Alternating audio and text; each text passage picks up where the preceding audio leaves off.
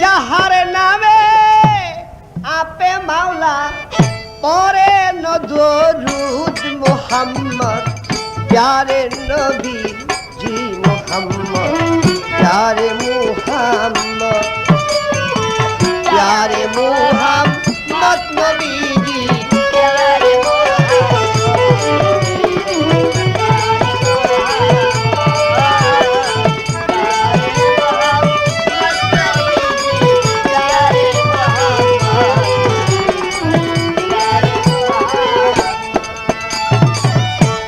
আপনেশকে হয়ে ফানা নেকালিয়ানু দোস্ত বলে ডাকছেন যারে মুহাম্মদ রাসূল আপনেশকে হয়ে ফানা নেকালিয়ানু দোস্ত বলে ডাকছেন যারে মুহাম্মদ রাসূল নিজে মাওলার সাথে জড়িত নিজের সাথে রাখলেন নাম যার করে মুহাম্মদ নবীজি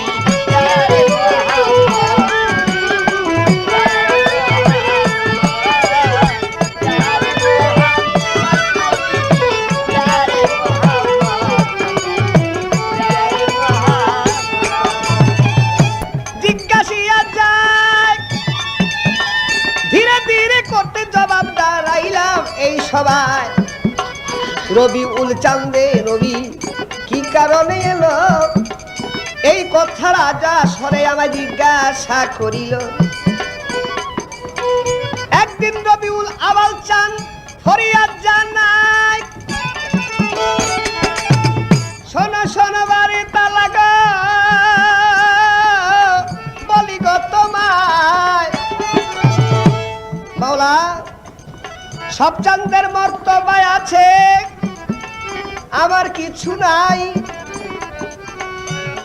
আমি শুনতে পাইলাম তোমার হাবিবকে দিবা গো পাঠাই আমার মাঝে দিয়া তুমি ধন্য ভাবে হবাই আমি আমার মাঝে দিয়া তুমি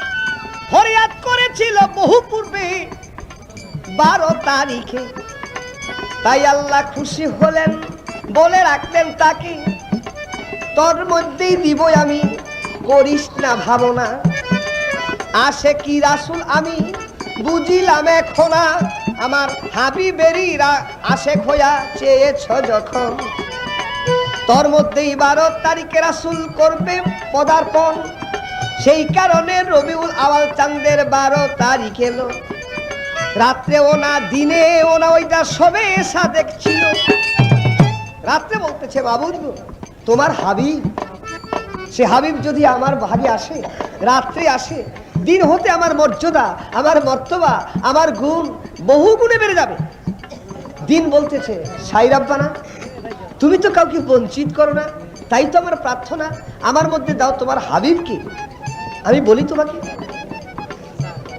যদি তোমার হাবিবকে আমি পাই ধন্য হবে ধরা তাই আল্লাহ বলছেন আমি কার মধ্যে দেখ দিনও যেমনি কাটছে রাতও তেমনি কাটছে তাই আমার হাবিবকে এমন সময় দেব নহে দিবা নহে রাত্র সবে সাদেক সবে কাজেমের পরই হয় সবে সাদেক তাই রাত্র নহে দিনও নহে মাঝামাঝি সময় দিয়েছেন তবে তারপরের দিন যে হয়েছে সেটাই সোমবার ছিল তাই উর্দুতে ওই সোমবারকে বলা হয় পীর জুমেরাত জুমা এতওয়ার পীর মঙ্গল বুধ এই 7 দিন উর্দুতে বলা হয় কারণ পীরের সর্দার আউলিয়ার সর্দার নবীর সর্দার পয়গম্বরের সর্দার তিনি এই জগতে এসেছেন যার জন্য সপ্তাহের এই দিনটার নাম পীর অর্থাৎ সমস্ত সপ্তাহের সর্দার এই সোমবার এই তো তার আরেক কথা গেল শেষ হইয়া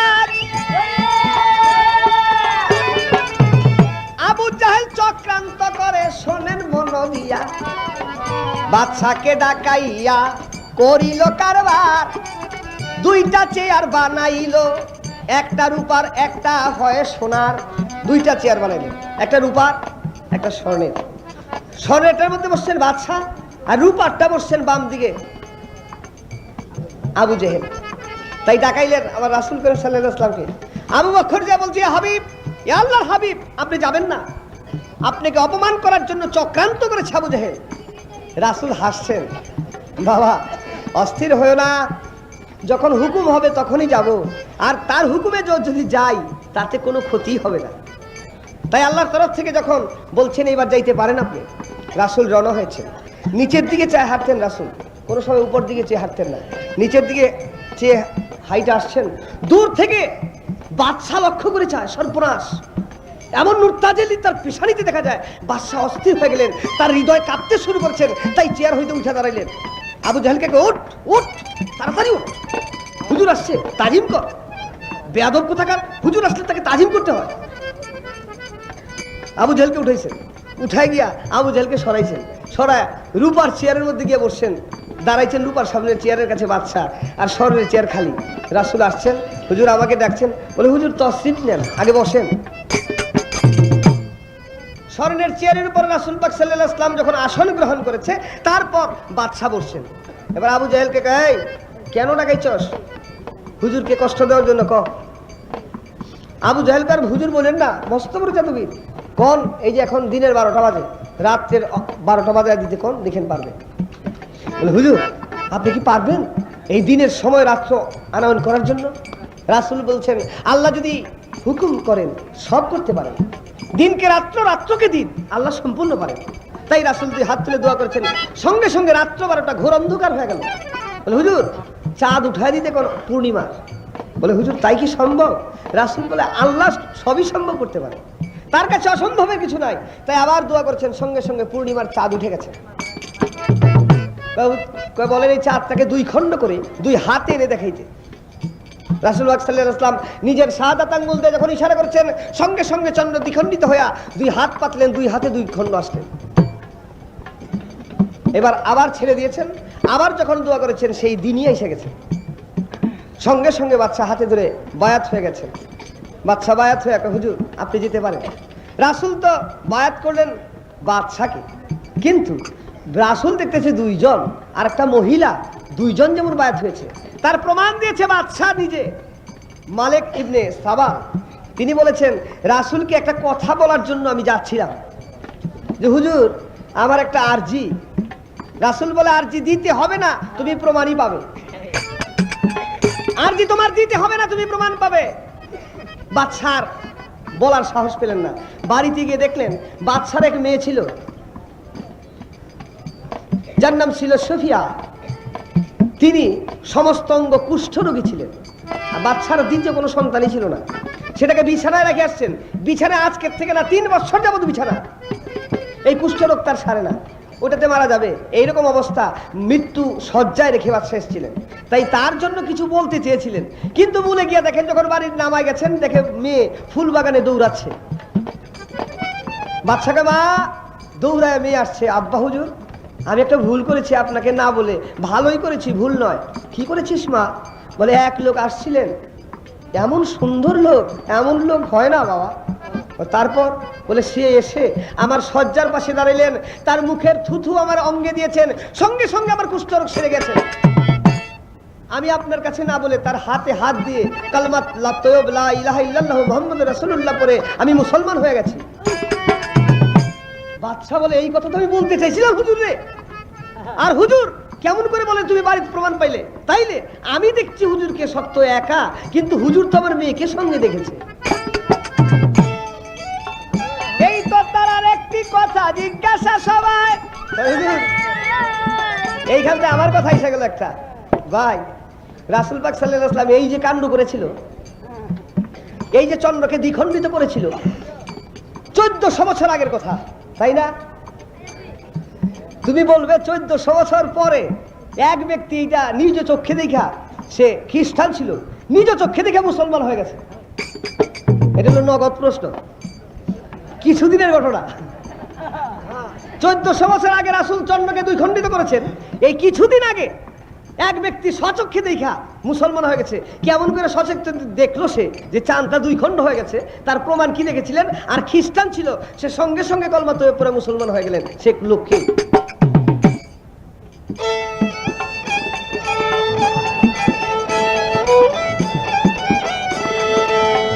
আরো একটা প্রশ্ন সবাই করবা জিজ্ঞাসা, দুনিয়াতে আসলেন আমার রাসূল দু জাহান, মক্কাতে দয়াল নবী পদার্পণ করিল, কিন্তু হাদিসে কয় মক্কা কিন্তু অভাবের বছর ছিল। আস্তে এখানে আবার আরেকটি কথা মূল্যবান, আমার রাসূল পাক সাল্লাল্লাহু আলাইহি ওয়াসাল্লাম বরকতের নবী, রহমতের নবী, দয়াল নবী।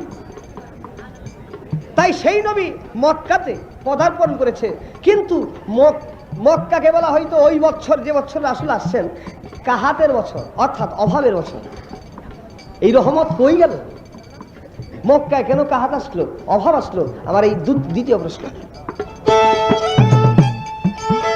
মারহাবা মারহাবা বলে পড়ে যায় ধ্বনি,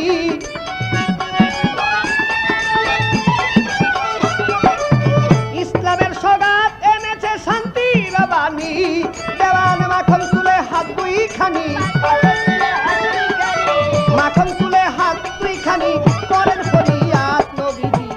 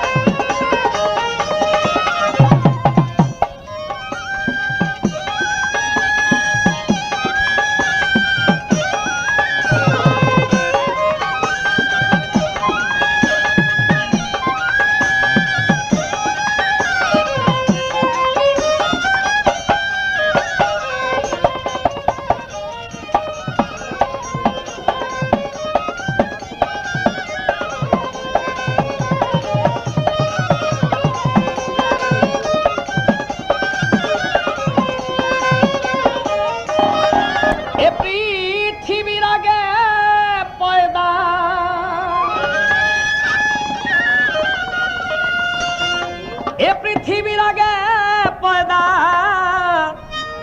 ছিলেন আমার রাসূলুল্লাহ ইয়া মুহাম্মদ হাবিবুল্লাহ।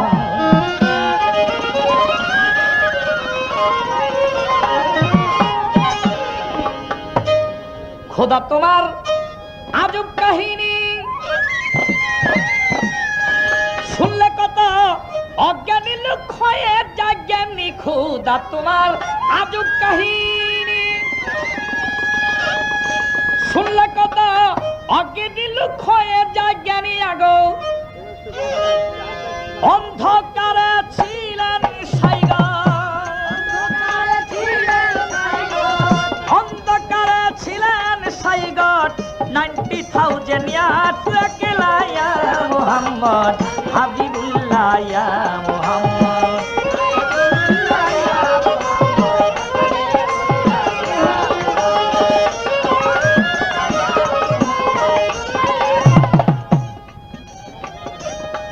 আমার নবী ছিল বেহেশতি ফুল,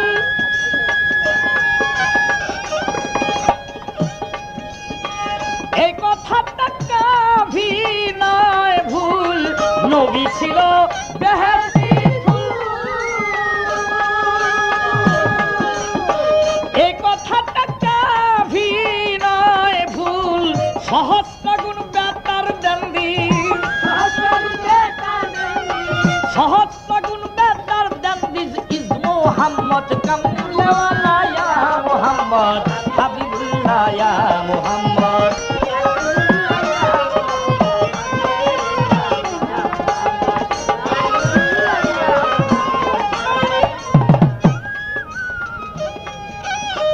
আধার রাতে চাঁদ উঠিলে চাঁদকে ঢেকে রাখবে কে আধার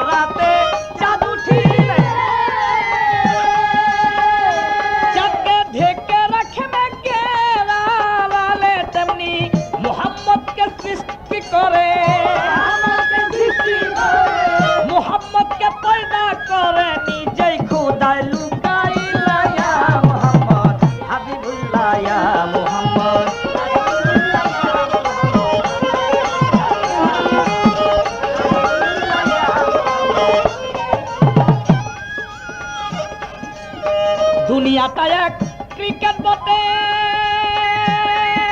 বটে ওয়ানলি মোহাম্মদ কি আসতে দুনিয়াটা ক্রিকেট বটে আরে কেবল মোহাম্মদ কি আসতে যিনি হবেন রিকমান্ডার যিনি হবেন রিকমান্ডার রোজ হাশরের পারের বেলায় ইয়া মুহাম্মদ রাসূলুল্লাহ ইয়া মুহাম্মদ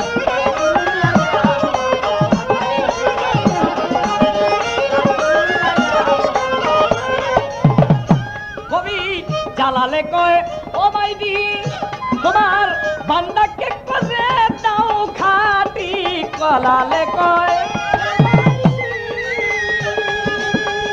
তোমার বান্দাকে করে দাও খাটি কবি জালাল করে এই মিনতি জালাল করে এই মিনতি রোজ হাশরে পারের বেলায় ইয়া মুহাম্মদ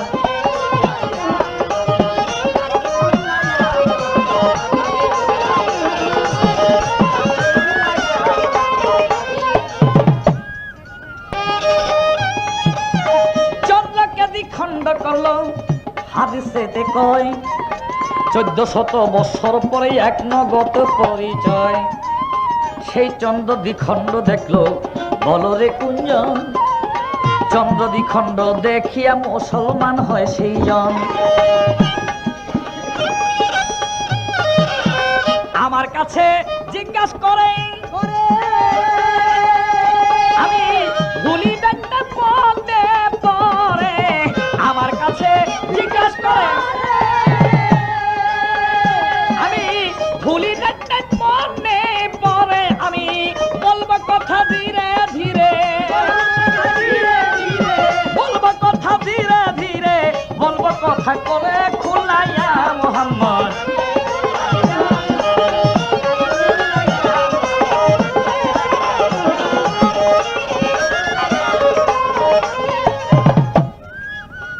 আমার কাছে জিজ্ঞাসা করে সেটা এক আজব কাহিনী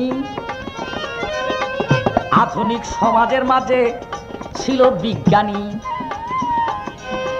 তিনজন বৈজ্ঞানিক চন্দ্র গমন করে চন্দ্রপৃষ্ঠে গিয়াছিল তারা রকেটেতে উড়ে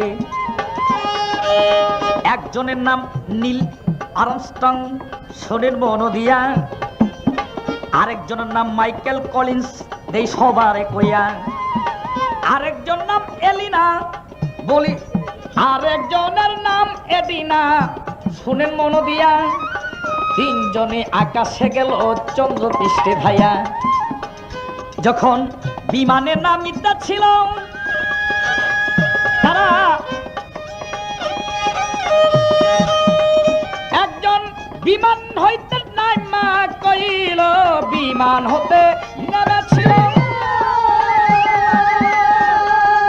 নীল আর্মস্ট্রং বলে বিমান বন্দরে নামিয়া সাংবাদিক যখন গেল তাদের সাক্ষাতের লাগিয়া জমিনেতে পাও রাখিয়া জবানেতে কয় লা ইলাহা ইল্লাল্লাহু মুহাম্মাদুর রাসূলুল্লাহ শোনো তার বিষয় ছিল তিনি খ্রিস্টান হইল মুসলমান এবার আশ্চর্য হইয়া সবাই তাহাকে জিগান তুমি যখন চন্দ্রপৃষ্ঠে গেলা তখন ছিলা তুমি খ্রিস্টান জমিনে রেখা তুমি কলেমাতে লা ইলাহা ইল্লাল্লাহু মুহাম্মাদুর রাসূলুল্লাহ পাঠ করলা মনে হয় তুমি মুসলমান হয়ে গেছো তার মধ্যে রহস্য কি আর্মস্ট্রং বলতে লাগলেন নীল আর্মস্ট্রং বললেন আমি যখন চন্দ্রপৃষ্ঠে গিয়েছি তখন চন্দ্রপৃষ্ঠে গিয়া সেই চন্দ্রের দিকে আমি লক্ষ্য করে দেখেছি চন্দ্রের মধ্যখানে একটি দাগ ওই দাগটার দুইটা ভাগ হয়ে আছেন অর্থাৎ তখনই আমি বিশ্বাস করেছি আমি যে কিতাবের মধ্যে পড়েছিলাম তিনি কিতাব যারা শিক্ষিত তারা কিন্তু সকল ধর্মের কিতাবই পড়ে যারা বৈজ্ঞানিক তারা বেশি পড়ে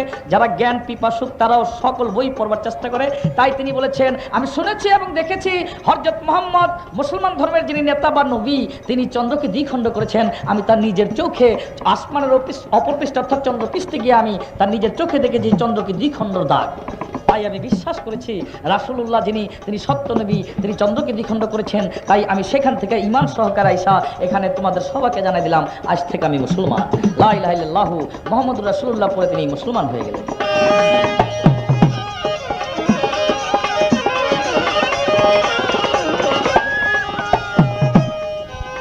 আরে কথা জিজ্ঞাসা করে শুনেন দিয়া মন, রহমতুল লিল আলামিন আমার নবী নুরিতন।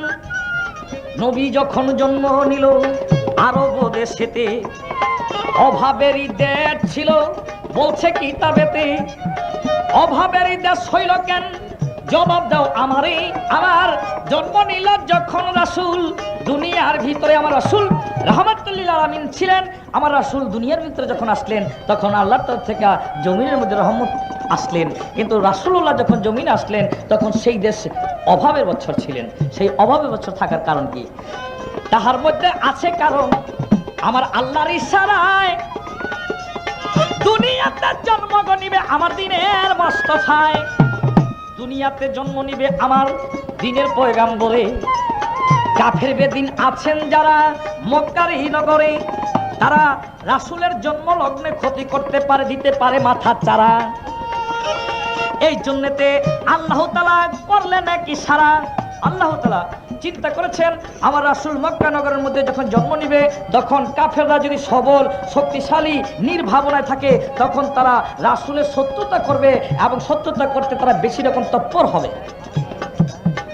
তাই তাদেরকে পূর্ব হইতেই অর্থাৎ রাসূলের জন্মের কিছুদিন আগ হইতেই ওই দেশের মধ্যে এমন অভাব অনটন লাগাই দিলেন যেই অভাব অনটনের মাধ্যমে কাফের বেদিন ইহুদি খ্রিস্টানরা দুর্বল অবস্থা হয়ে গেলেন। তারা সেই অভাব অনটনের যে ভাবনা, সেই ভাবনা ভাবতে গিয়া অভাব অনটনের যে জ্বালা যন্ত্রণা, সেই জ্বালা যন্ত্রণার সম্মুখীন হইতে যাইয়া রাসূলুল্লাহ যে জন্ম নিল সেই দিকে তারা বেশি লক্ষ্য করতে পারলেন না। সই সালামত মতো আমার রাসূলুল্লাহ ভূমিষ্ঠ হয়ে গেলেন বা জন্ম হয়ে গেলেন, দুনিয়ার মধ্যে তাওলাত করলেন। কাফেররা অনেকেই তার টেরই পাইলেন না।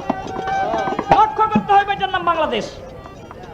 এই বাংলাদেশের মানুষ অর্থনীতিতে খাদ্যতে স্বয়ং সম্পূর্ণ থাকলে মানুষ নিশ্চয়ই ভবিষ্যৎ বর্তমান নিয়ে একটি চিন্তাধারা করার সুযোগ পায়।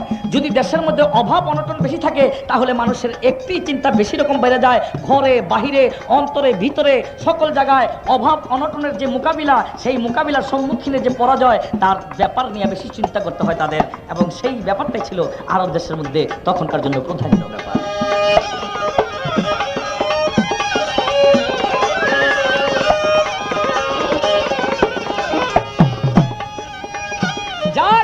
সংক্ষেপেতে এই পর্যন্ত উত্তর দিলাম তার। আমার যাহা জিজ্ঞাসা ছিল বলিহারি পরিষ্কার। এবার আমার যাহা জিজ্ঞাসা ছিল জবাব দিল তার। জবাব পাইয়া খুশি হইয়া জিজ্ঞাসা করি আবার। আমার যা প্রশ্ন ছিল তিনি তার সুন্দরভাবে মীমাংসা দিয়েছেন। আশা করি একটি কথা কি, ও অন্য অন্য কোনো গায়ক হইলে হয়তো মাথাটা ঘুরতো, তবে আমার বিপক্ষ গায়ক তিনি সত্যিকারীভাবেই বোঝেন এবং জানেন কি প্রশ্ন কোথায় করতে চাই, যার জন্য তিনি সুন্দরভাবে মীমাংসা দিতে পারেন। তার প্রশ্নের জবাব সত্যিকারী শ্রুতি মধুর এবং সত্য, যেটা চির সত্যতা সত্য বাস্তব। তাই এবার নতুন করে তার কাছে প্রশ্নের জবাব সুন্দরভাবে পাবো বলে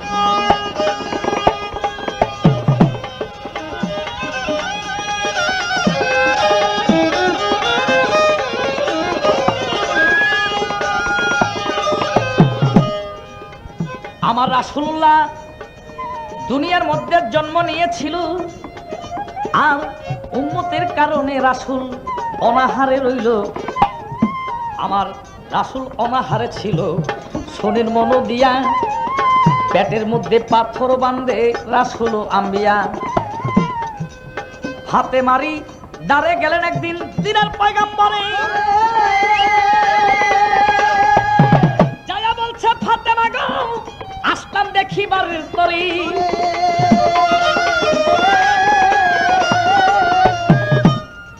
ফাতেমা কয় প্রাণের আব্বা শোনেন দিয়া মন, 3 দিন ধরে অনাহারে খাই না খাওন, খাইতে কিছু দেন জুগাইয়া আপনার এদিক হইয়া। রাসূল বলে ফাতেমা গো দেখো আমায় চাইয়া, 7 দিন পর্যন্ত অনাহারে আমি তোমাকে শুধাই, পেটের কাপড় উল্টাইলেন আমার দিনের মোস্তফায়। চাইয়া দেখে একটা পাথর পেটের তার বাঁধা, পাথরের 2 পৃষ্ঠে তার 2টা কারণ ছিলেন কিন্তু সাদা। আমার রাসূলুল্লাহ ফাতেমা বিবিকে বললেন, ফাতেমা বিবি আমিও তো আজকে 7 দিন ধরে অনাহারে, তাই আমার পেটের দিকে লক্ষ্য করে দেখো একটি পাথর বাইন্ধে রাখছি। সেই পাথরের নাম কোন কোন কিতাবে বলে এটার নাম সবুরের পাথর। পাথরটা রাসূলুল্লাহ বাইন্ধা রাখে। আবার রাসূলুল্লাহ কিন্তু খানাও খাইতেন, কিছু আহারও করতেন। যখন খানা খাইতেন তখন ওই পাথরটা উল্টাইয়া রাখতেন। আমার শুধু প্রশ্ন, এই পাথরটা কোন পাথর? এই পাথর রাসূল কোথায় পেয়েছিল? এই পাথর উল্টাইয়া রাখতেন কি কারণে এবং পৃষ্ঠ দিয়ে রাখতেন কি কারণে? তার মধ্যে ভেদ কি? আমার রাসূলুল্লাহর নাম মুহাম্মদ আহমদ আলামিন রাহমাতুল লিল আলামিন ইয়াসিন মুদাসসির মুজাম্মেল শরীর মনু দিয়া। আমার রাসূলের নাম মোস্তফা দেই সবারে কইয়া, আহমদ মোস্তফা মোহাম্মদ মোস্তফা আমার রাসূলের নাম। আমার প্রশ্ন, মোহাম্মদ আহমদ আলামিন রাহমাতুল লিল আলামিন মোহাম্মদ মোস্তফা আহমদ মোস্তফা আমার রাসূলের নাম, মুজাম্মেল মুদাসসির ইয়াসিন আমার রাসূলের নাম, হাবিবুল্লাহ আমার রাসূলের নাম। আমার প্রশ্ন থাকবে, এই নামগুলি বাদেও আমার রাসূলুল্লাহর আরো 12টি নাম আছেন। 12টি নামের 12টি অর্থ, 12টি অর্থের 12টি তাৎপর্য। আমার প্রশ্ন, ওই নামগুলি কি? কোন নামের কি অর্থ? কোন নামের তাৎপর্য কি?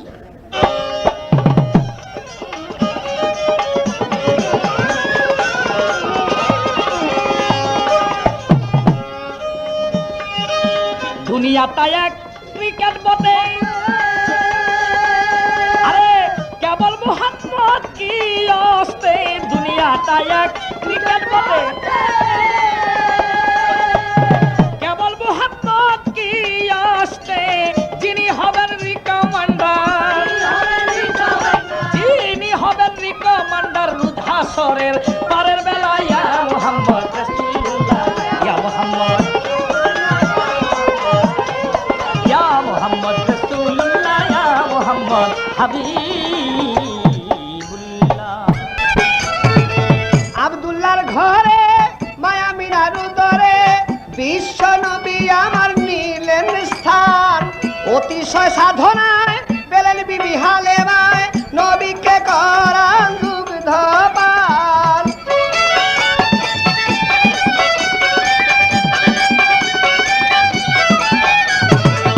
অতিশয় সাধনায় পেলেন বিবি হালেমায় নবীকে করায় দুগ্ধপান, তারে দে পাইল সে ভাগ্যবান।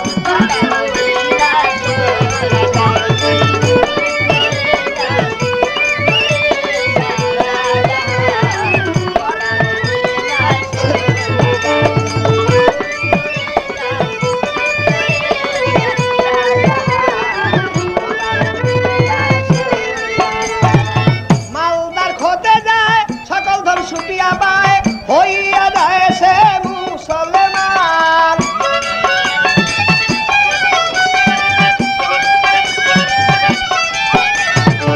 মালদার খোতে যায় সকল ধন সুপিয়া পায়, হইয়া যায় সে মুসলমান। দেহ প্রাণ সুপিয়া হইয়া গেল বিয়া, জনমের লাগিয়া পড়ল বান।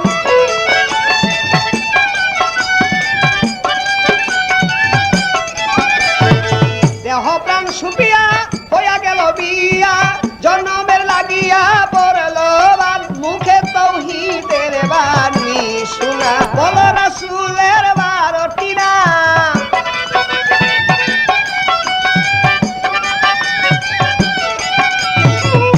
আমাকে বলছে বলো রাসূল পাক সাল্লাল্লাহু আলাইহি ওয়াসাল্লামের 12টি নাম।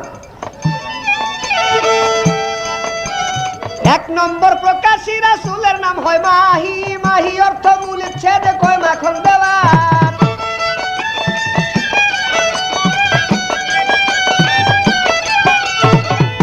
1 নম্বর, ওইগুলি বাদে এই যে আমার 12টা জিজ্ঞেস করছে তার মধ্যে 1 নম্বর মাহি। মাহি শব্দের অর্থ মূল উচ্ছেদকারী। তাই কি মূল উচ্ছেদ করেছেন? রাসূল পাক বিধর্মীদের মূল উচ্ছেদ করে সেই ইসলামকে স্থাপন করেছে। এই জন্য রাসূলের এক নাম ছিল মাহি, আর এক নাম হাসের। বলিব পরিষ্কার, হাসের শব্দের অর্থ শুনেন মুসলমান।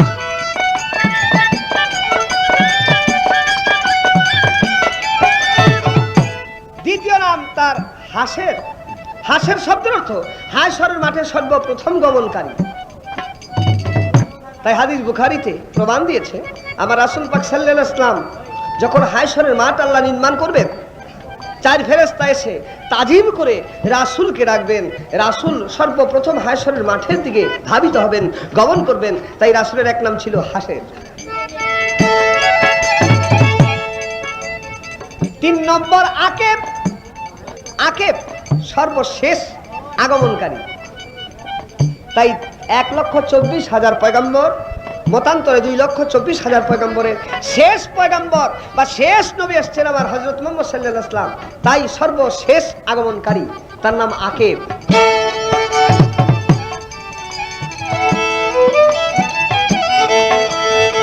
আরেক নাম মুতাওয়াক্কিল ছিল। সবাতে বলতে হলো আল্লাহর ভরসাকারী, শুনে না শেখা।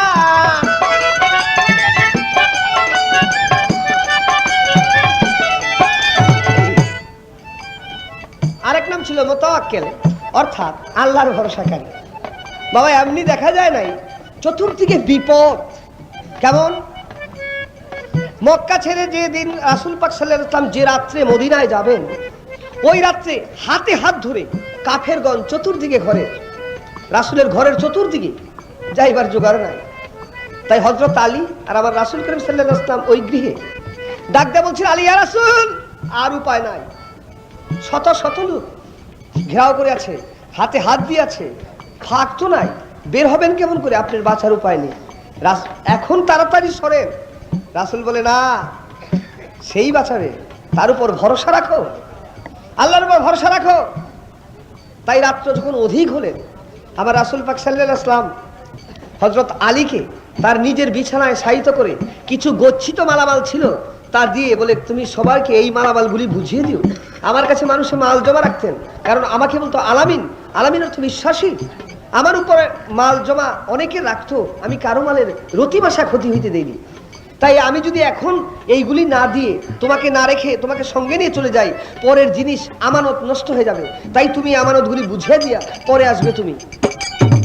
তাই আল্লাহ হুকুম যখন করলেন, ঘর হইতে বাইর হইলেন, বিসমিল্লাহ বলে এক মুষ্টি মাটি নিলেন, সেই আল্লাহর হুকুমে হাতে নিয়ে সূরা ইয়াসিন পরে উপর দিকে মারলেন। রাসূল পাক সাল্লাল্লাহু আলাইহি ওয়াসাল্লাম বেরিয়ে গেলেন, আল্লাহর কুদরতে কেউ তাকে দেখলেন না।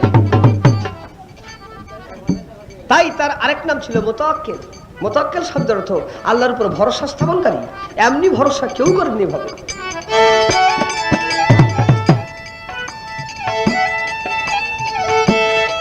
আরেক নাম বশির। সবাই কইরা দিলাম হাজির, ওরে ধীরে ধীরে শুনবেন যত আসে কান।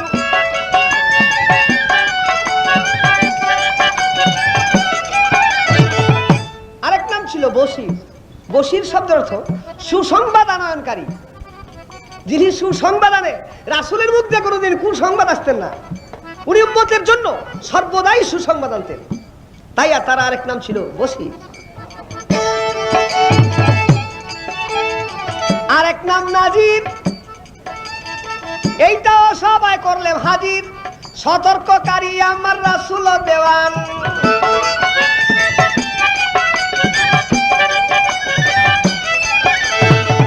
আরেক নাম ছিল রাসূলের নাজির। নাজির শব্দের অর্থ সতর্ককারী। উনি সতর্ক করে দিতেন, মানুষ এইভাবে চলো, এইভাবে ভুল পথে চলো না। তাই সতর্ক করে মানুষকে ভুল পথ হইতে শুদ্ধ পথে এনেছেন। তার জন্য রাসূলের আরেক নাম হয়েছে নাজির।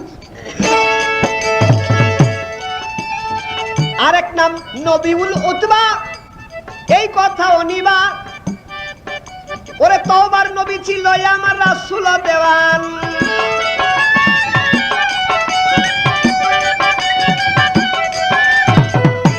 আরেক নাম নবীউল হামা। আবার রাসূল পাক অতিশয় স্নেহ ছিলেন বা অতিশয় দয়ালু ছিলেন, যার জন্য রাসূলের আরেক নাম ছিল রউফ। রউফ শব্দের অর্থ অতি দয়ালু। বাবা তার প্রমাণ বহু আছে। রাসূলকে কেউ চর মারলে দেখা গেছে এক সওদাগর রাসূলের গায়ে চর মারছেন, রাসূল অজ্ঞান হয়ে মাটিতে পড়ে আছেন।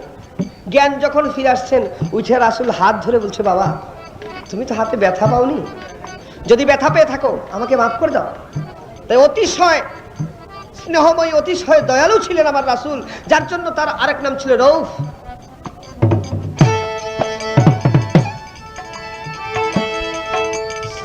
সিরাজুল মুনির আরেক নাম ছিল, কিন্তু তিনি দীপ্ত সূর্য যেমন রাসূল দেওয়ান।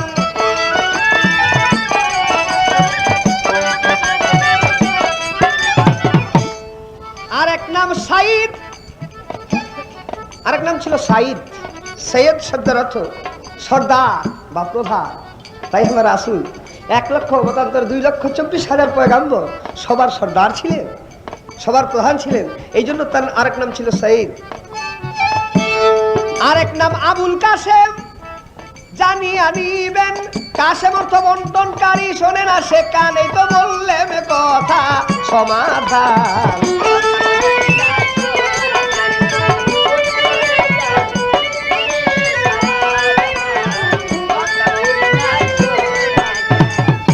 আরেক নামও কিন্তু তার ছিল, এইটা নিয়ে একটু ঝামেলা আছে। কি আরেকটা নাম ছিল রাসূলের আব্দুল্লাহ। রাসূলের এক নাম ছিল আব্দুল্লাহ। আব্দুল্লাহ অর্থ আল্লাহর বান্দা। অনেকে বলে তার বাবার নাম আব্দুল্লাহ। হ্যাঁ, বাবার নাম আব্দুল্লাহ ছিল। তবে আরবের মধ্যে একটা প্রথা ছিল। কি প্রথা? অনেক সময় দেখা গেছে যে আবুল কাসেম বা আবু কাসেম, কাসেম নামক রাসূলের ছেলে হয়েছিল, শিশু অবস্থায় ইন্তেকাল করেন, যার জন্য হাদিস বুখারীতে বলে তার এটা উপনাম। অনেকে ডাকতেন সেটা কাসেমের বাবা, অনেকের ডাকে না বাবা, যে কাসেমের বাবা, তাই রাসূলকে বলতেন আবুল কাসেম, কাসেমের বাবা। এমনি ভাবে দেখা গেছে রাসূলের এক নাম আব্দুল্লাহ। আব্দুল্লাহ আল্লাহর বান্দা, কিন্তু আব্দুল্লাহ তার বাবার নামও ছিল। তাই আরবিতে বলছেন আব্দুল, আরবিতে বলছেন আব্দুল, আব্দুল্লাহ। আব্দুল পার্সি থেকে অনুবাদ করেছেন বান্দা। আমরা যদি কই যে সবাইকে আপনারা কার বান্দা, সবাই বলে আল্লাহর বান্দা, কিন্তু বান্দাটারে বহু অর্থে অর্থিত করেছেন। উর্দুতে বলছে তার গোলাম, ইংরেজিতে বলছে সার্ভেন্ট, আর বাংলায় যদি কই চাকর বা দাস। যদি কই আমরা আল্লাহর দাস, অনেক অনেক একটু রাগ হইতে পারে, মূলে কথাটা সত্য। তাই রাসূল তিনিও আল্লাহর বান্দা, তাই তাকে কোনো কোনো সময় কোনো আসাদরা আব্দুল্লাহ বলে ডাকতেন।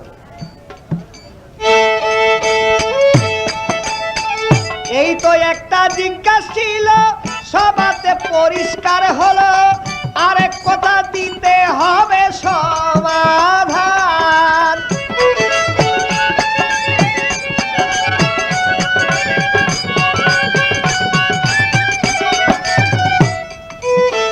সবুরের পাথর বান্ধিত রাস্তাবাদে বলতে হলো, এই পাথরটা কোথায় ছিল বলো তার সন্ধান, আমি শর্টকাটে দেই সমাধান।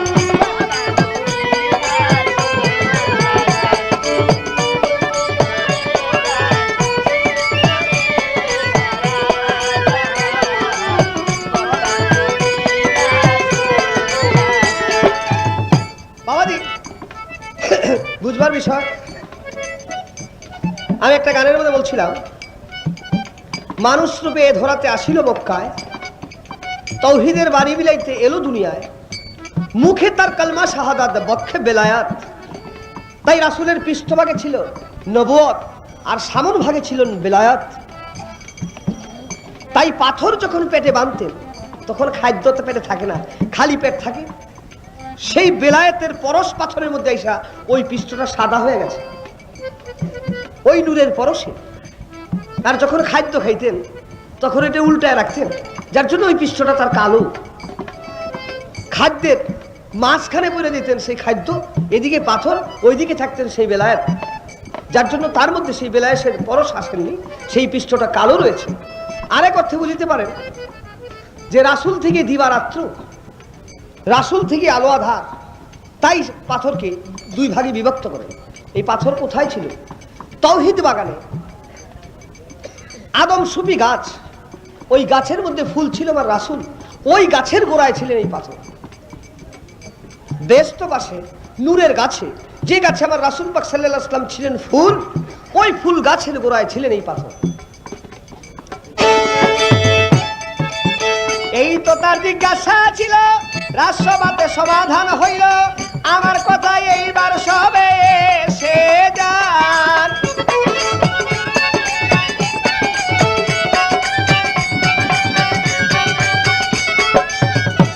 বাহ, সুন্দর। 12টা নাম জিজ্ঞাসা করেছে, আমার যথাসাধ্য প্রাণপণে হাদিস অনুসারে জবাব করেছি। এইবার আমার প্রশ্ন আসতে পারে, 12টা যখন জিজ্ঞেস করছে, হুজুর একটা হাদিসে দেখেছি জিব্রাইল প্রমাণ দিয়েছে যে একদিন রাসূলুল্লাহ সক্কে সদর, হাদিসে সক্কে সদর অর্থাৎ সিনাকে বিধন্য করা, বক্ষ বিধন্য, বুকটাকে চিরছিলেন। কেন? সেটা আল্লাহর হুকুমে রাসূলের সিনা চাক করেছি, বুকটাকে ফেরে দিল কলিজা শরীরের একটা তস্তরির মধ্যে রেখে আটকাও সারের জল দিয়ে ধৌত করে দিয়েছি। তখন যখন বুকটাকে ফেরেছি, তার ভিতরে দেখলাম আমি নূরের একটা ময়দান, নূরের ময়দানের মধ্যে 12টা এজলাস, 12টা এজলাসের মধ্যে 12 জন হাকিম বৈশা বিচার করতেছে। তাই আমার জিজ্ঞাসা, রাসূলের ভিতরে 12টা এজলাসের মধ্যে 12 জন হাকিম বৈশা কি বিচার করেন এবং কি সেই হাকিমগুলি? কারণ আমার 12টা জিজ্ঞাসা করছে, আমি তার 12টা জিজ্ঞাসলাম।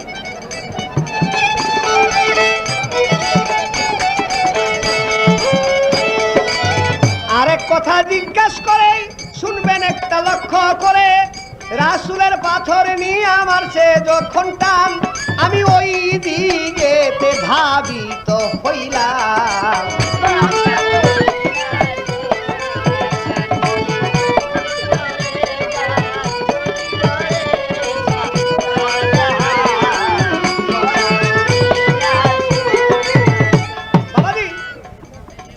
এই পাথরের কথাই উঠুন আস্তে। রাসূল পাক সাল্লাল্লাহু আলাইহি ওয়াসাল্লাম অহুদের যুদ্ধে গিয়েছিলেন, এইটা নিয়ে মত আছে দুইটা। অহুদের যুদ্ধে কেউ বলতেছে, কোন রাব্বি তার হাদিস ইরশাদ করেছেন রাসূলকে পাথর মারেননি, রাসূলের মাথায় ছিল লম্বা টোপ লোহার, যুদ্ধক্ষেত্রে আরবের লোক তাই ব্যবহার করতেন। আর এই টোপের চতুর্দিকে ঝুলানো ছিল মেডেল গোল, সেগুলি ছিল রূপা। যখন মাথার উপরে তলোয়ার দিয়ে আঘাত করেছেন, টোপটা ঘুরাইসা তার রাসূলের একটা মেডেল দাঁতের চিপায় আটকিলেন, আরেকটা মেডেল রাসূলের চোয়ালে অর্থাৎ এই দিকে যে হাতটা উঁচু হাতটা তার মধ্যে বিঁধে গেলেন। এই হাতটার মধ্যে যে মেডেলটা বিঁধলেন, এই এক আসাব সেটা খুলতে গিয়া হাত দিয়ে ধরতে পারে না, পিছল রূপার তো পিছলায় যায়, তাই দাঁত দিয়ে কামড়তে উঠাতে গিয়া ওই আসাবের 2টা দাঁত ভেঙে গেলেন। এরপর দাঁতের চিবার মধ্যে যে মেডেলটা আটকেছিলেন সেটা বের করতে গিয়া রাসূল একটা দাঁত শহীদ হলেন। কিন্তু আরেক রাব্বি তার হাদিসের মধ্যে লিখেছেন, একটা পাথর মেরে রাসূলের দান শহীদ করেছেন। পাথরটা বলতো যে আমাকে তোমরা মারো, আমি রাসূলের অঙ্গে লাগবো। আমার জিজ্ঞেস, ওই পাথরের কিনা, ওই পাথর কোথায় ছিল, কিভাবে দুনিয়ার বুকে আসলো, এবং ওই পাথরে কেন বলতো যে আমাকে মারো, আমি রাসূলের দাঁত শহীদ করবো? তার মধ্যে মূল উদ্দেশ্য ছিল কি? তার এই যে দাঁত, আমার রাসূল পাক সাল্লাল্লাহু আলাইহি ওয়াসাল্লামের দাঁত শহীদ হইবার কারণ কি?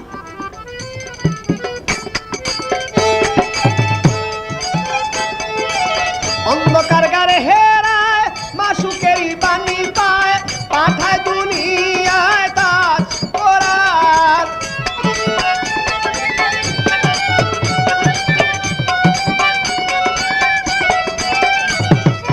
অন্ধকার গারে হেরায় মাসুকের বাণী পায়, পাঠায় দুনিয়ায় তাজ কোরআন।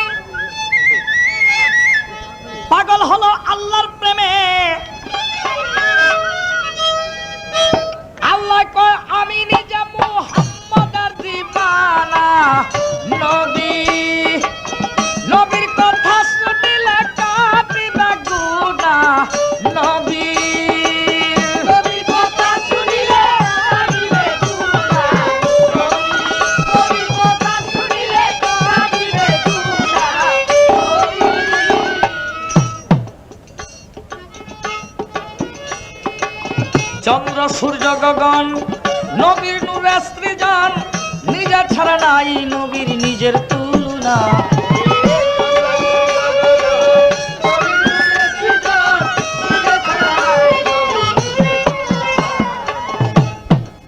চন্দ্র সূর্য গগন নবীর নূরে সৃজন, নিজে ছাড়া নাই নবীর নিজের তুলনা। নবী রাহমাতুল লিল আলামিন ইমামুল মুরসালিন, রাহমাতুল লিল আলামিন ইমামুল মুরসালিন। ইয়াসিন বলে আমার কাছে রাব্বানা নবী।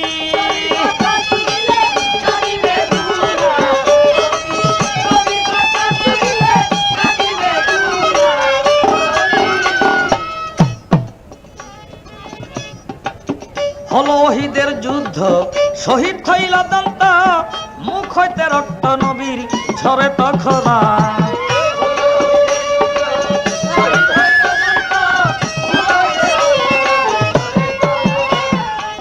হলো ওহিদের যুদ্ধ, শহীদ হইল দন্ত, মুখ হইতে রক্ত নবীর ঝরে তখন। রক্ত শিশিতে ভরিয়া আনাসরা ডাকিয়া, শিশিতে ভরিয়া রক্ত আনাসরা ডাকিয়া, এই কথা ভাবিয়া শিশির মুখ খুলিয়া রক্ত খাইয়া এইবার হইল রওয়ানা নবী।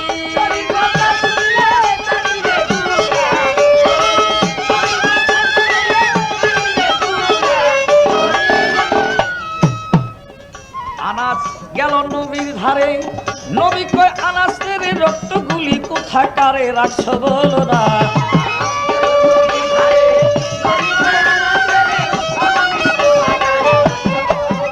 আনাস গেল নবীর ধারে, নবী কয় আনাসের রক্তগুলি কোথাকারে রাখছ বলো না। আনাস এই কথা শুনি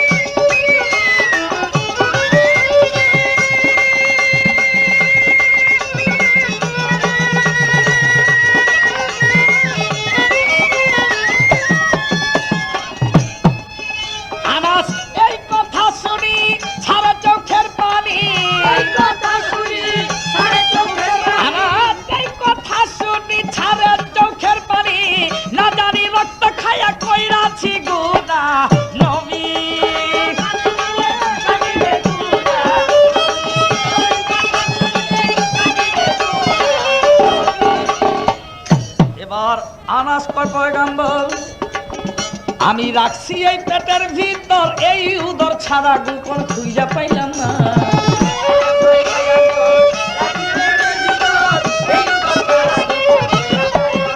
এবার আনাসে কয় পয়গম্বর, আমি রাখছি এই পেটের ভিতর এই উদর ছাড়া গোপন খুঁজা পাইলাম না। নবী কয় ধন্য আনাস তুমি ধন্য তোমার এই শরীরের জন্য, ধন্য আনাস তুমি ধন্য তোমার এই শরীরের জন্য। দুদকের আগুন হারাম করলো রব্বানা নবী।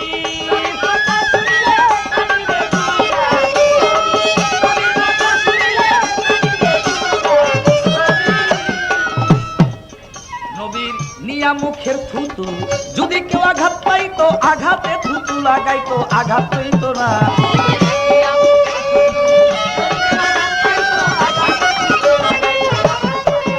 নবীর নিয়া মুখের থুতু, যদি কেউ আঘাত পাইতো আঘাতে থুতু লাগাইতো, আঘাত হইতো না। তাই ভেবে বলছে আবুলে হরনির নাবি মুলে, আরে ভেবে বলছে আবুলে হরিণীর নাবি মুলে, হইল কস্তরি নবীর খাইয়া বসি না নবী।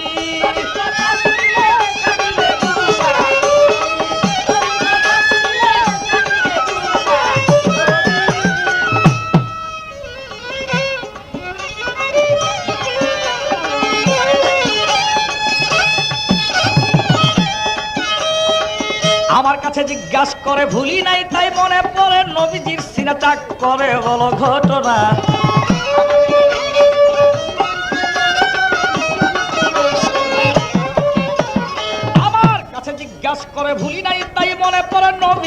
সিনা চাক করে তুমি বলো ঘটনা। নবীজির সিনা চাক যখন জিব্রাইল করিল, এবার জ্ঞানময়ী জিব্রাইলে দেখিবারে পাইল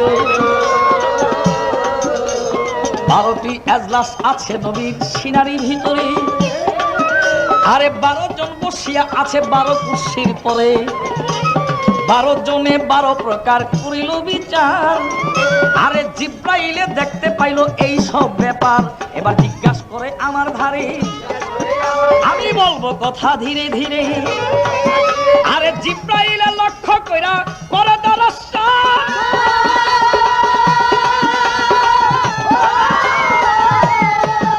আরে 12 কুরসির মধ্যে বসা আছে 12 জন, তারা 12 জনই নবী হইল।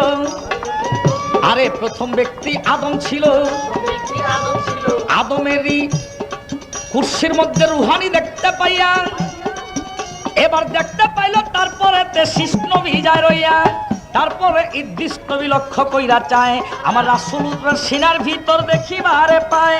আরে তারপরে দাউদ নবী সুরের মন দিয়া, তারপরে সুলেমান নবী দেই সবারে কইয়া, তারপরে মুসা নবী বলি সবার ধারে, আর তারপরে হারুন পয়গম্বর শুনেন লক্ষ্য করে, তারপরে ইউসুফ পয়গম্বর, তারপরে ইউসুফ পয়গম্বর দিতেছি বলিয়া, তারপরে ইব্রাহিম নবী শুনেন মন দিয়া, তারপরে নূহ নবী বলি সবার ধারে, তারপরে জাকারিয়া শুনেন লক্ষ্য করে, তারপরে ঈসা নবী বলতেছি সবাই।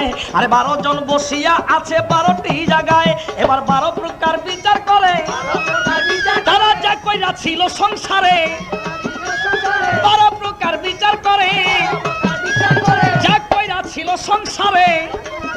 এবার আদমেরই বিচার একটা শুনেন মন দিয়া, এটা আকাশ হইতে আগুনের বিচার শুনেন সবাই দেই কইয়া। আদমের বিচার ছিল আকাশ হইতে আগুন এসা ন্যায় ও অন্যায়, সত্য ও মিথ্যা, বৈধ অবৈধকে প্রমাণ করিয়া দিত, আদমের বিচার ছিল।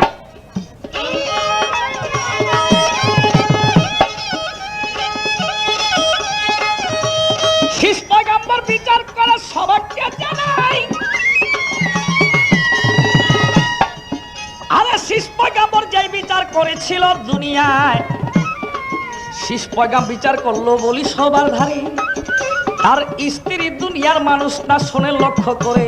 শীষ পয়গম্বরের স্ত্রী ছিল, তিনি দুনিয়ার মানুষ ছিল না, তিনি ছিলেন বেহেশতের এক হুর। সেই হুরকে আল্লাহ তাআলা পাঠিয়ে দিয়েছিলেন আদমের মোনাজাতের কারণে শীষ পয়গম্বরের সঙ্গে বিবাহ দিবার জন্য। শীষ পয়গম্বরের কোনো সঙ্গী ছিল না বলে সেই হুরের সঙ্গে শীষ পয়গম্বরের বিবাহ হয়েছিল। তাই শীষ পয়গম্বর সেই হুর অর্থাৎ তাহার স্ত্রীর মত অনুযায়ী, কথা অনুযায়ী তিনি তাদের অন্যায় ন্যায় বিচার করতেন। এটা তার কাছে আল্লাহ প্রদত্ত হয়েছিল। আসতে বাবা, এবার ইদ্রিস নবীর পাগড়ি ছিল বলি সবার ধারে, আরে পাগড়িতে ন্যায় অন্যায় বিচার করিত সংসারে। এবার দাউদ নবীর শিকল ছিল রাজ দরবারের ঠাই, যেমন এইখানে তার সিংহাসন, বলতেছি সবাই আসতে, এই যেমন সিংহাসনে বসে ফরিয়াদিরা এসে বিচার করে, কিন্তু সিংহাসনের সামনে থাকে এক শিকল, এই শিকল আল্লাহর কুদরতে তৈয়ার। এই শিকল তার দরবারের মধ্যে থাকে সত্য মিথ্যার প্রমাণের জন্য। যে শিকল ধরতে পারবে তিনি সত্যবাদী, যে শিকল ধরতে যায় যদি শিকল তিনি ধরতে না পারেন তাহলে তিনি মিথ্যাবাদী। এই তার নিয়ম ছিল বিচারের। মুসা নবীর বিচার ছিল হাতের আশা নিয়া, তিনি আশা অনুযায়ী দিতেন বিচার করিয়া। আরে হারুন নবীর কুদরতি এক কুরসি বাবা ছিল, আরে ওই কুরসিতে আল্লাহর তরফে সপ্তাহে একদিন হইল, সপ্তাহে একদিন 2 ফেরেশতা জমিনে আসিয়া আরে বিচার কইরা দিতেন ওই কুরসির উপর বইয়া। হারুন নবীর কুদরতি এক কুরসি ছিল, সেই হারুন নবীর কুদরতি কুরসির মধ্যে সপ্তাহে একদিন বিচারের ডেট থাকতো। ওই দিন আল্লাহর তরফ থেকে 2 ফেরেশতা বিচার করে দিয়ে দিতেন। কোন কোন কিতাবে বলে তারাই ছিলেন হারুত মারুত, যে হারুত মারুত ফেরেশতাকে বাবুল পাহাড়ের মধ্যে আটকে রাখা হয়েছিল, যিনি জহুরা নামে এক মেয়ের প্রবঞ্চনায় পড়া ইসমে আজম ভুলিয়ে গিয়েছিলেন, যারা যেই 2 ফেরেশতা। ইউসুফ নবীর বিচার ছিল স্বপ্নের মাধ্যমে, তিনি বিচারের কথা পাইতেন নিজে এলহামে। নবীগণের স্বপন, এটা আল্লাহর তরফ থেকে এলহাম। এবার ইব্রাহিমের বিচার ছিল তৌহিদের পদ্ধতি, জাকারিয়ার বিচার ছিল কলমের পদ্ধতি। জাকারিয়া নবীর বিচার ছিল কলমের পদ্ধতি, অর্থাৎ কে ন্যায় কে অন্যায়, কে সত্য কে অসত্য, কে প্রাপ্ত কে না প্রাপ্ত, তার বিচার করতেন তিনি কলমের মাধ্যমে। এই কলম যদি ডুইবা যেতেন গা তাহলে কেউ পাইতেন না, অর্থাৎ ইনি মিথ্যাবাদী হইতেন। কলম যদি পানির মধ্যে ভাইসা থাকতো তাহলে তিনি সত্যবাদী হইতেন।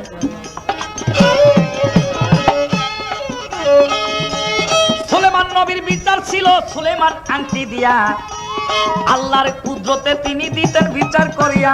ঈসা নবীর বিচার ছিল ইনজিল মোতাবেক, এইখানেতে কথা তাহার হইয়া গেল বেক। আমার রাসূলুল্লাহরও বিচার ছিল, তাওহীদেরই বিচার হইল, এটা শরীয়তের কলেমা মোতাবেক বিচার রাসূলের হয়। আর অন্য ব্যক্তিদের অন্য বিচার দিলাম পরিচয়। আমায় আরেক কথা জিজ্ঞাসা করে শুনেন বলো দিয়া, আমার রাসূলের হৃদন্ত শহীদ হইল যখন মিয়া। পাথরে কয় আমায় উঠো বলি তোমার ধারে, এক ব্যক্তি পাথর উঠে আপনার রাসূলের, পাথর মারল দন্ত শহীদ হইল। ওই দন্তটা কেন শহীদ হইল বলো আমায় বলো, আরে ওই পাথরটা কে বাছিল, কোথায় হইতে সেথায় গেল, ওই পাথর কি পাথর তুমি বলো না আমারে। এইখানেতে প্রশ্ন একটা করিলেন সবাকারে, এই পাথর আল্লাহর কুদরতের পাথর, অর্থাৎ এই পাথর একটি পাথর তিন খণ্ড বিভক্ত হয়ে গেছিলেন, যার এক খণ্ড চলে গেছিলেন কাবা ঘরের মধ্যে, এক খণ্ড চলে গিয়েছিলেন আমার রাসূলের প্যাডের মধ্যে, তার এক খণ্ড চলে গিয়েছিলেন বাইতুল মুকাদ্দাসের মধ্যে। তার মধ্যে ছোট্ট একটি কণা নিষ্ফল হইয়া বিফল হইয়া পড়েছিলেন, সেই কণা অহংকারের মাধ্যমে সেই উহুদের ময়দানের মধ্যে পড়েছিলেন। কিন্তু এক কুরাইশ বংশের বা বেদিন বংশের মক্কা নগরের এক ইহুদির সামনে সেই পাথরের পড়ল ছোট্ট টুকরা, আর সেই টুকরা